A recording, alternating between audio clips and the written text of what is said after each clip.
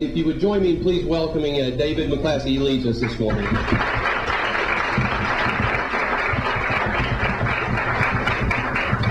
Well, thank you, Clay.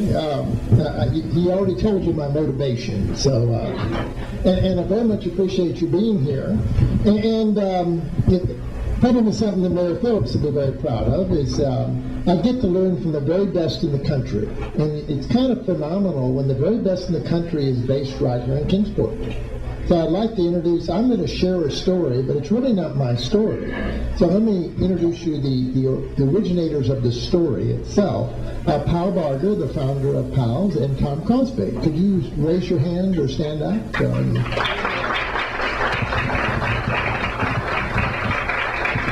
So it's been my wonderful pleasure to learn from them and to share what I've been learning with other companies. So my role is not to make hamburgers, but to learn why PALS is one of the best managed companies in the country, and then share it with others. And doesn't that sound like an exciting job to have? Yeah. So I get to share some of that with you today. And I'm going to share it by talking about how a third party has learned from PALS. And so we'll go into that. So this was the title of the talk, and I realized there were, I know some of you are seeing this for the first time. You didn't read past breakfast, but it's all right. There were too many words in this title, and that's probably what the title really is. What do you think? We're talking about implementing processes.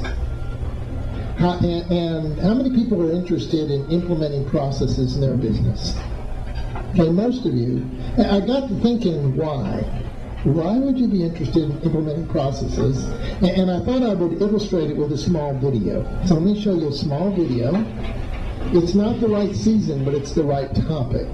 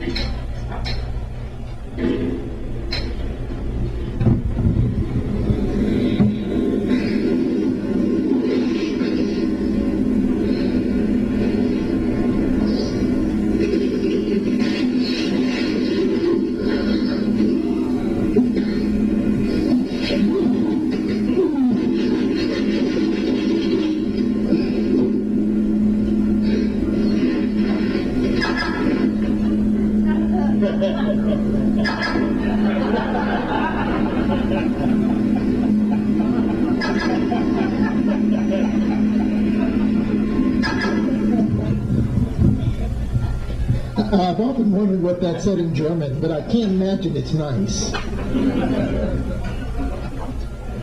So, I think the reason we want processes, what was wrong with that? What was wrong with that guy's process?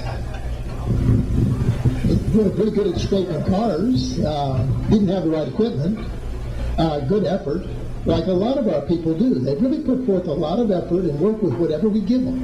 Give them a briefcase and they'll pave the road. I didn't mean that personally, Dennis, but it's the idea of they're going to work with whatever they can to try to do whatever job they can do. And sometimes the outcome is just not very good. And when we really look at it, there's two people we could point towards. We could point towards the person who did it, like that person, or we could point towards the process in which that person's been asked to work in. So let's deal with the point of working with the process, and let's see what we can do from learning from PALS and other world-class examples in terms of what have we learned about processes. Now let me let you, Clay talked about this first item. I don't know if you can read this or not. Can you read this in the back? Okay, let me give you just a moment to read it. I can't go over that side of the room or I'll make terrible noises.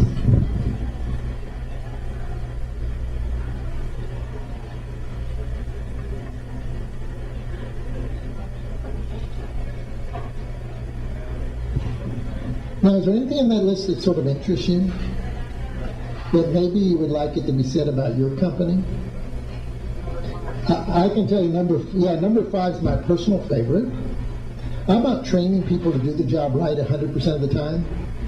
I can tell you, I've worked with hundreds of companies of every imaginable type. And I've only found one company that has this as their objective and achieves it. And that's PAL's Sudden Service. No one else is even trying. We're training them to make 5% errors, 2% errors. The only difference is what percent errors we're deliberately designing in by not training them. We probably get to exhibit, probably sometime today, you're going to see some service and you're going to be facing somebody that wasn't trained. I did that just last night. I was at a quick service restaurant that wasn't PAL's, and it was just painful to watch the person take my order and couldn't figure out how to enter it into the point of service device.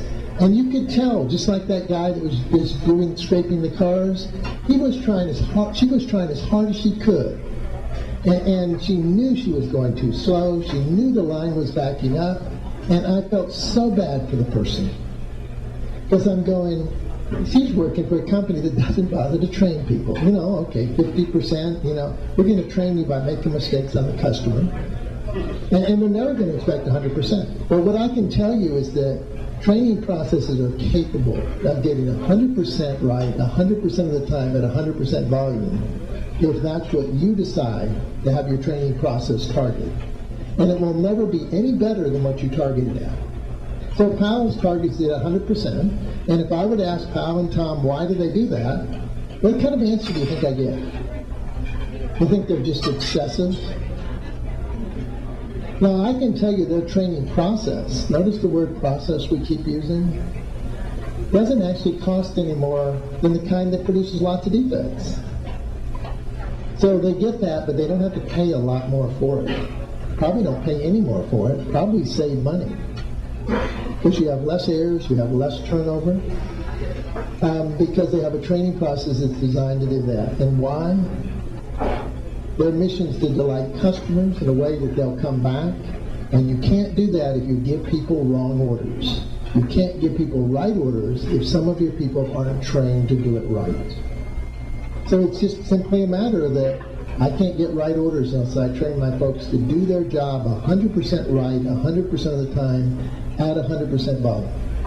So processes are responsible for all of these things, and as we've said, this is the company. Now, you might not think of PAL's that has 23 stores as a small business. Does anybody think of PAL's as a small business?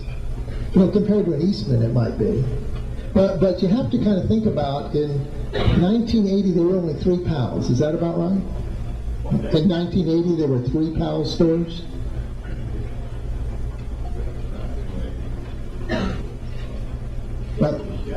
So think about, now you're thinking of a small business. Why is it no longer a small business? It's because they've learned how to processes to do things like this. I mean, it's the very route to growth, is to get your processes lined up so people want to drive by other people's stores to come into yours, because they're going to get treated right. So let's talk about how to do that. And look at the growth that's gone in, a wonderful asset for the economy, a wonderful asset for people working, and it's great to have the opportunity to teach people how to do this in their own business. And it's wonderful that Pal and Tom are willing to share what PAL's has learned for the sole benefit of helping everybody in the community get better. And that's our only purpose.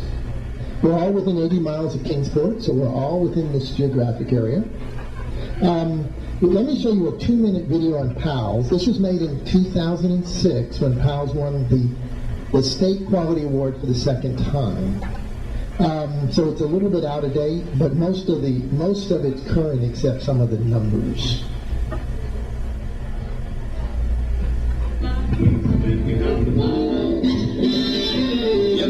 That's been the case since 1956. PAL's Sudden Service, serving up great food in a flash and delighting each and every customer. 12,000 hamburgers, 7,000 hot dogs, and 20,000 big iced teas a day. What's PAL's secret? Performance, excellence. It began with a breakthrough realization. PAL's isn't in the food business. It's a manufacturing company and an educational institution. Performance excellence begins with an understanding how great products are made for the best in quality, consistency, and speed. At Pal's, fresh-made food in 18 seconds, more than 4 times faster than their best competitor. Perfect execution, built by employee feedback and the sharing of performance results with employees on a daily basis. High-speed, high-volume manufacturing, with order mistakes at 1 in every 3,500 transactions, a 98% customer satisfaction score, and customer loyalty exceeding all other competitors. Employee training and motivation is key. When we open a new store, we'll give each hourly employee 120 hours of training. Somebody said, well, what if you spend all that money and all that time on them and then they leave? And I said, what if you don't and they stay? Innovative training methods, with old-fashioned flashcards to new iPod training, engages new employees to execute Pal's brand promise. Great food in a flash. Delighting the customer is the end result. Friendly, one-on-one customer contact. Employees who are empowered to assure an extraordinary customer experience. And food quality and flavor that is unmatched. With 20 units in Northeast Tennessee and Southwest Virginia, Pal's is the gold standard for quality and the pinnacle of success in one of America's largest industries. Today, Pal's is helping organizations both large and small discover performance excellence through Pal's Business Excellence Institute. A 51-year tradition of delighting customers with each and every transaction. It's a motto that's the hallmark of a great Tennessee-based company. Everybody eats when they come to mind.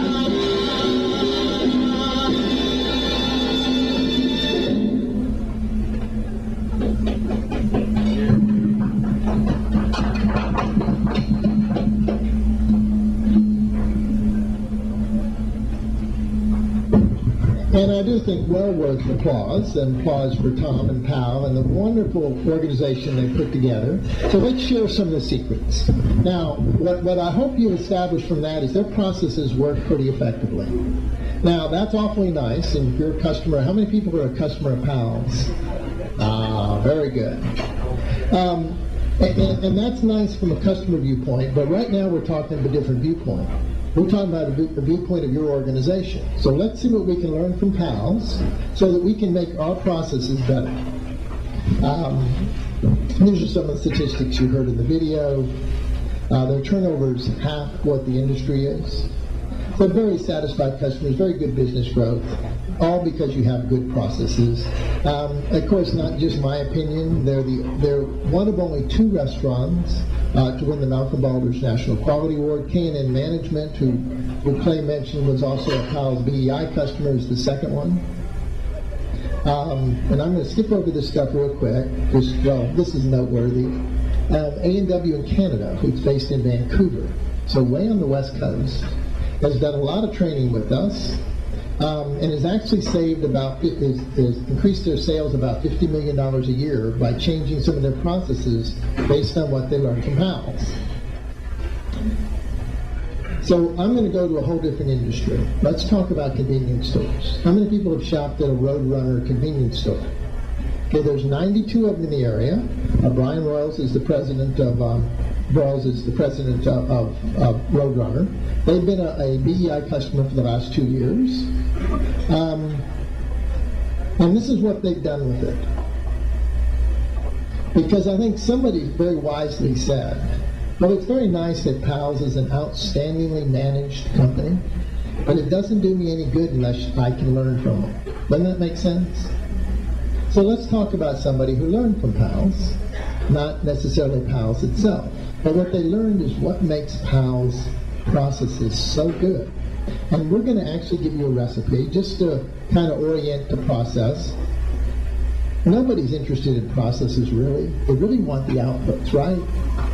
The trouble is you just can't get outputs. You have to have a process to get you the outputs. So it's a means to an end. We just admit that's what it is.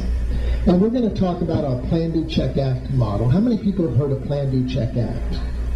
Okay, somewhat less than have eaten at Pal's. But that's sort of a basic learning model. Plan to do something, do it, check to see if you got whatever you planned to do it for, and then if it didn't, ask why, revise your plan and go at it again. If it did accomplish what you wanted it to, then standardize it so next time you need to accomplish that, you can say, I have a path to get it.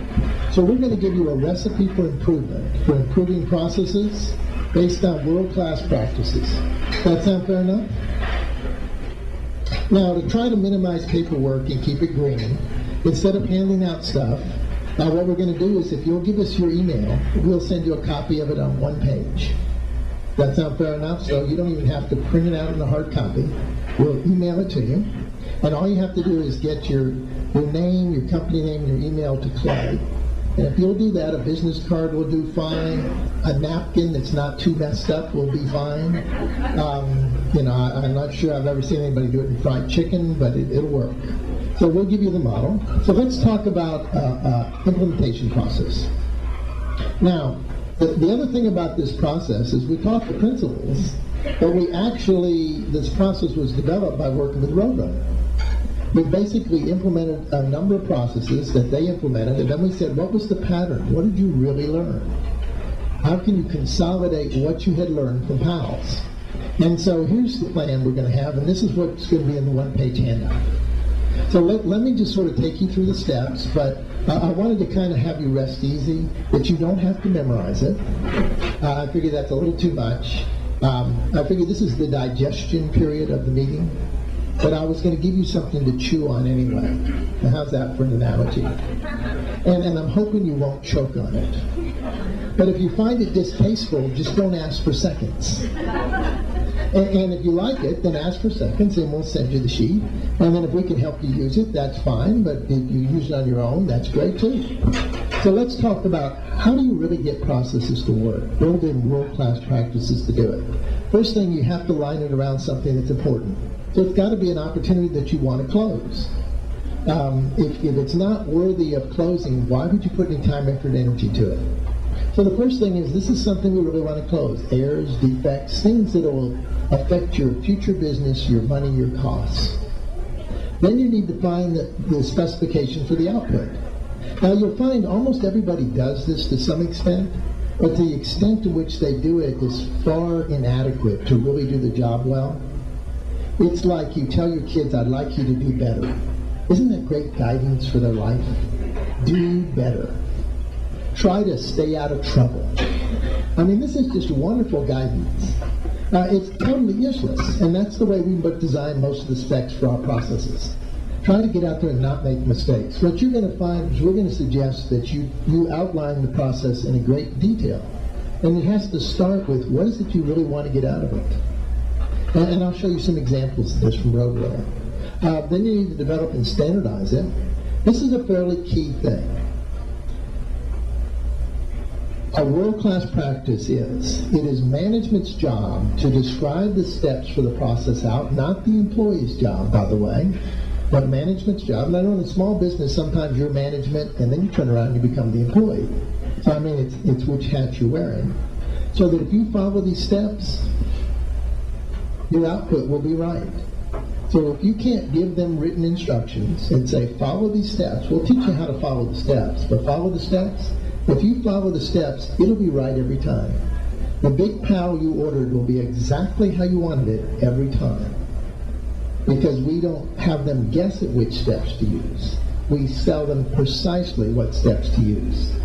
And I mean with a great deal of precision. So you'll find that people don't define very well what the output is, and then they way inadequately describe the process. And so what it is that most processes fail not because of the person who's doing the process. Most processes fail because management designed the process to fail in the first place. It's just what percent of failure was our only decision. Whether we wanted 50%, not 10%, 5%, but we designed it to fail. So what we have to do is stop designing processes to fail and start designing for success, which is what we're talking about here. And I'll tell you, these are clues. I go all around the country, see lots of businesses.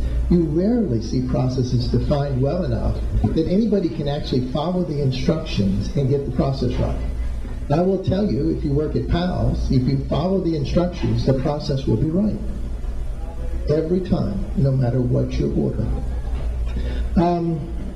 We're then going to require the process and tools. You then have to have the equipment. You can't just have the steps. And how many times have you ever gone to a restaurant and the answer has been our shake machine's broken?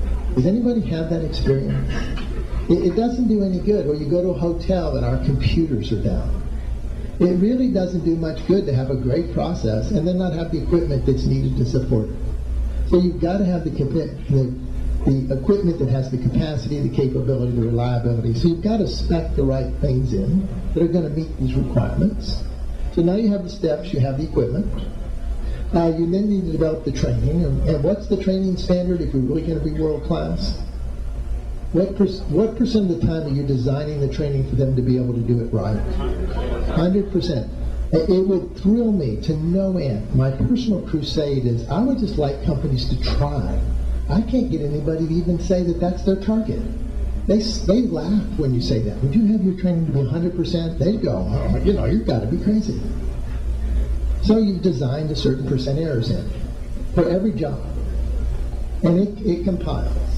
And what you get is the average performance. And then so you want to then design an assessment. And so this is the plan portion. Now what you'll find on the handout, and I won't go over it just for time, is that we have the hints that I've been talking about. This is what the handout looks like. It's got those steps on the left side. It's just 2 columns. It's actually in like 12-point type, so it's not the little small stuff. And then it talks about the hints for doing it. And it's the hints like I was just giving. Like in enough detail that if the steps and behaviors are done, the process will be right. That's what management's job is. And somehow we forgot to tell anybody.